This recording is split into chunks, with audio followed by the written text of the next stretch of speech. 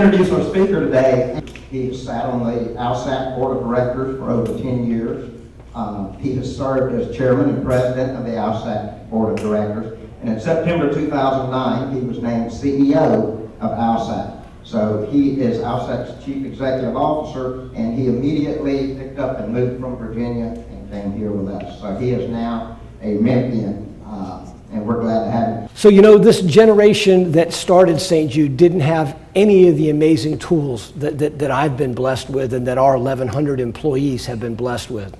I think back to a story my father told me when he was first approached by Danny Thomas. My dad was a Department of Justice lawyer in Washington, D.C., and he had just had me when Danny Thomas approached him. And he would tell you, he didn't have two nickels to rub together. Department of Justice lawyers didn't make a lot of money, and they still don't make a ton of money. They're undercompensated.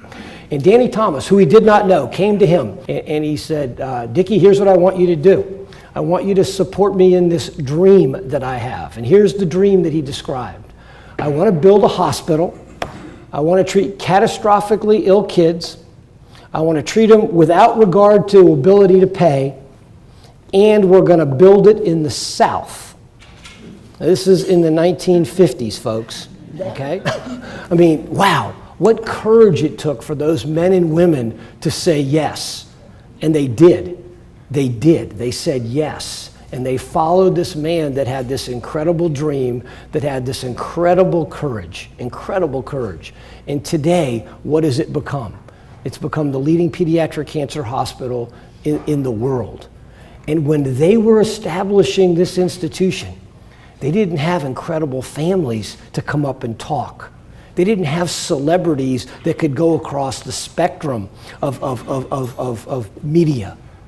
They didn't even have success stories to talk about. They didn't have shiny brochures that show, you know, what our statistics are. They had a vision. One man had a vision, and some people bought into that vision. And then it evolved. And then they were able to grow this institution. It started out as grassroots as anything around. It started out with a budget of less than $1 million a year, to a budget today that exceeds $1.7 million per day. And our founder, Danny Thomas, founded St. Jude Children's Research Hospital on three principles that we will never forget. Number one, that we will provide unsurpassed patient care. Number two, that we will never turn a family away because of that family's inability to pay. And number three, that we will freely share the research that we generate at St. Jude so that children around the world, not just the United States, benefit from the findings that we make here in Memphis.